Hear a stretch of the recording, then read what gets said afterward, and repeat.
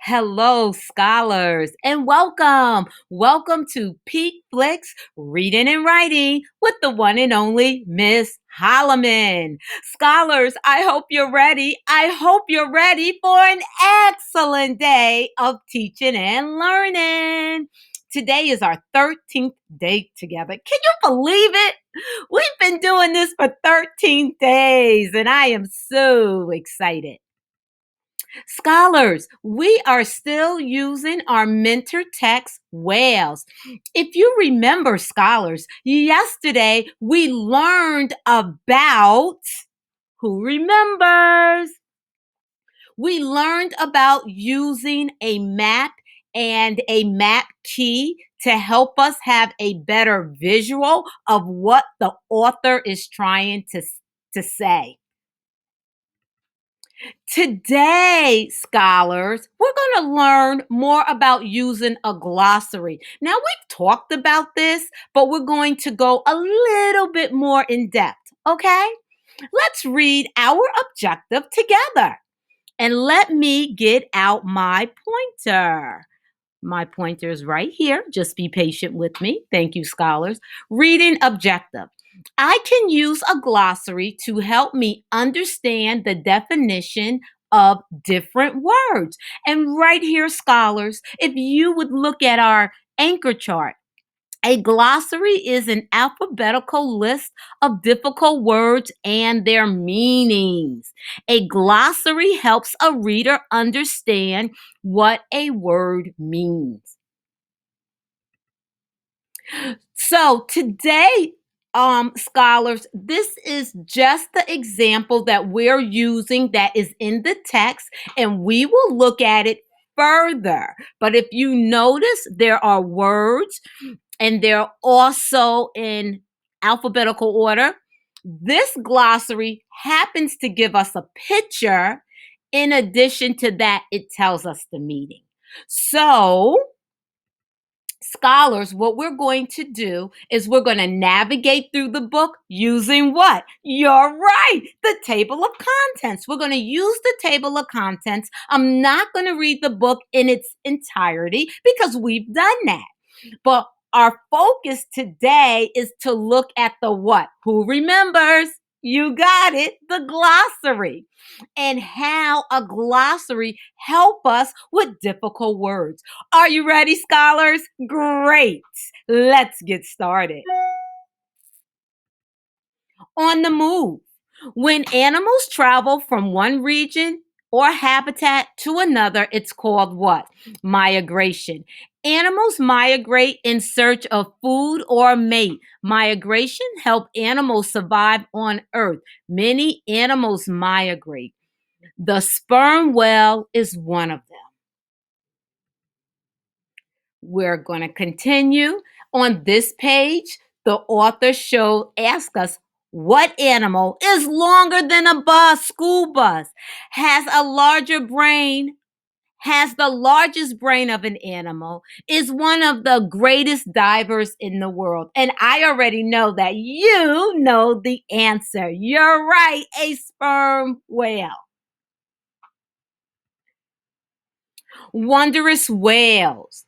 Sperm whales are amazing creatures. They are the largest toothed predator on the planet. Males are larger than females. Males weigh up to 50 tons and grow up to 60 feet long. That's not just big, but it's huge.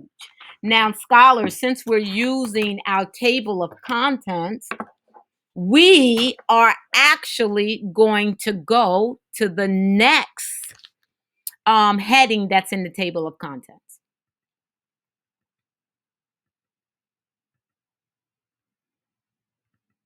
Here, need to lead. Female sperm whales travel in family groups called what? Pods. There are 15 to 20 female and their young in a pod. Pods are led by older females. She guides the whales to the best feeding ground. Males usually leave their pods when they are between 4 and 21 years old. When they join bat then they join bachelor's group of up to 50 males. The largest and the oldest males tend to swim alone.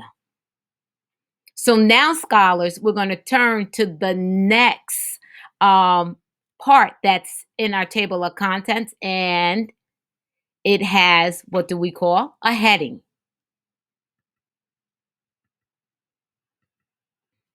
What a feast.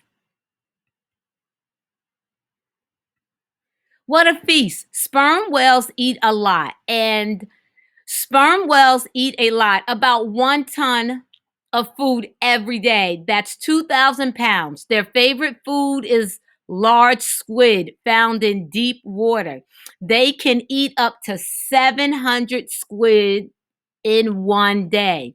Sperm whales also eat octopus, fish, shark, and skate. Sometimes there's not enough food in one part of the ocean. While they search for food, whales survive on fat called blubber that's stored in their bodies.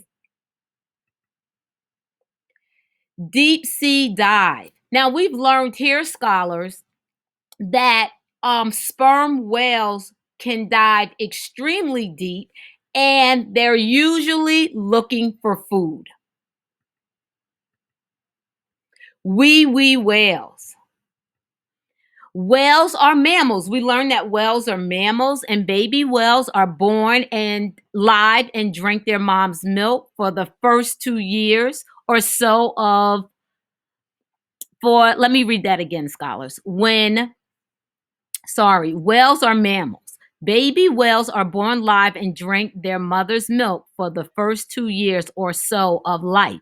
Young whales are called calves.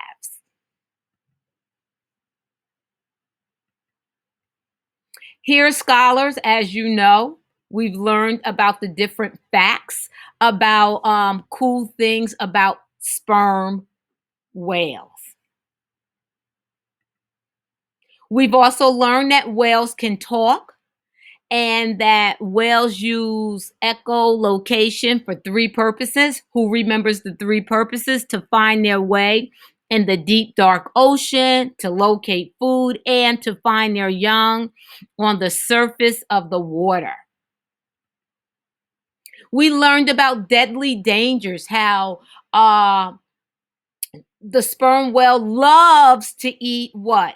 Squid, but the squid is a fighter. So sometimes a whale can have marks on their body, and we know if we happen to see that a whale has had a terrible altercation with a squid.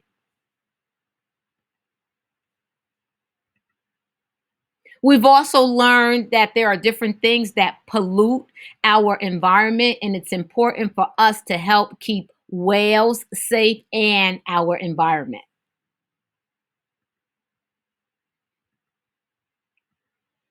Now, scholars, the focus of our lesson today, glossary. Let me hear you say glossary.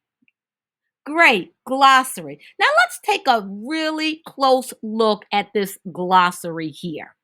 So, first of all, we see the word migration. And we see a picture. It says moving from one region or habitat to another for food or a mate. So if you're not sure what that word means, you can look in the glossary. It tells us the meaning. And in this particular book, they give us a picture. Let's go to the next one. Mate, either a male or female in a pair. Most animals need a mate to have babies. Next word that you may not be clear on, predator, an animal that eats other animals. Next word, spermaceti, an oily, waxy material found in the heads of sperm whales. Carnivore, an animal that only eats meat. Equator, an imaginary line around the earth, equal distant from the North and South Pole. Blubber, a layer of fat that turns into energy and heats up a whale's body. Right here, scholars, look closely. Echolocation, using sound waves to locate an object. Whaling, to hunt for whale. Pollution, danger to the environment with human made waste. Now, scholars, so here the author has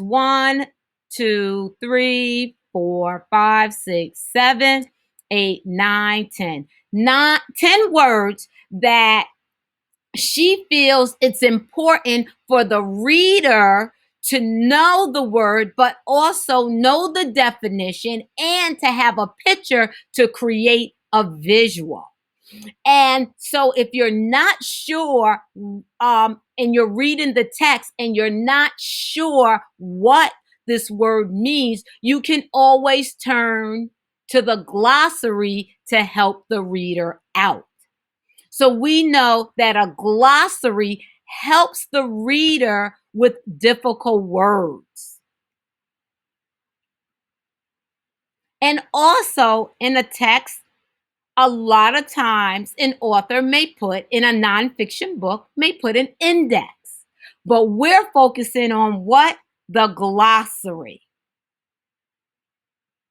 So now, scholars, what I need you to do is pause this video for 5 minutes, and I need you to get your pencil, your writing journal, and your pencil, your writing journal, and your book baggie, and come back in 5 minutes so we can move into writing and see how we can add a glossary into our writing.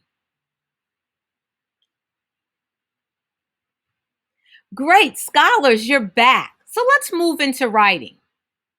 So now, scholars, we just learned the importance of a glossary. So let's read our writing objective together.